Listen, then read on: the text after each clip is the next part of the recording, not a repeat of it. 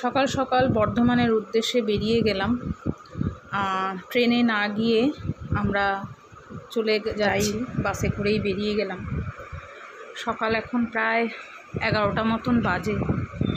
আমাদের এখানে তো খুব বৃষ্টি হলো, কিন্তু অন দ্য ওয়ে বৃষ্টি পেলাম না।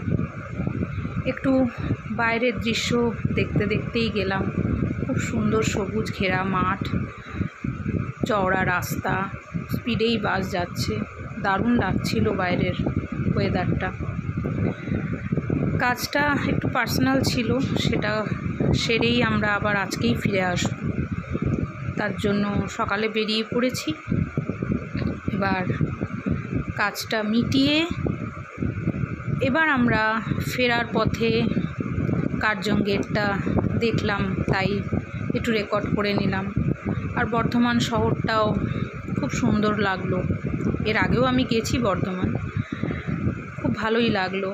ঘুরে একদিনের ওয়ান ডে ট্রিপ একটা, খুব সুন্দর লাগলো। তোমাদের সাথেও শেয়ার করছি এখানে কার্জন গেটটা। এরপরে আমরা চলে যাব, একটু লাঞ্চ করব কোথাও।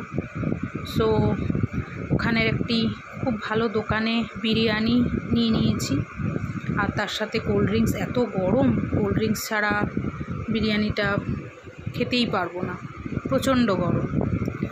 খেয়ে দিয়ে এবার চলে এলাম বাস স্ট্যান্ডে। বাস ধরবো, বাসের জন্য অপেক্ষা করছি।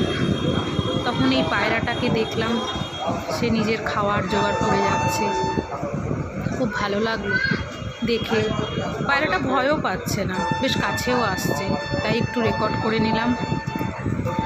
এবার বাস স্ট্যান্ড থেকে পায়রাটাকেও টাটা করা এবং বর্ধমান শহরকেও টাটা করে বিকেলের বাস ধরে আবার আমরা বাড়ি ফিরে এলাম। ছোট্ট একটা ব্লগ তোমাদের সাথে শেয়ার করলাম। লাইফের একটা ছোট্ট মুহূর্ত তোমাদের সাথে শেয়ার করে নিলাম। আশা করছি তোমাদের ভালো লাগবে। Thanks for watching. বাই।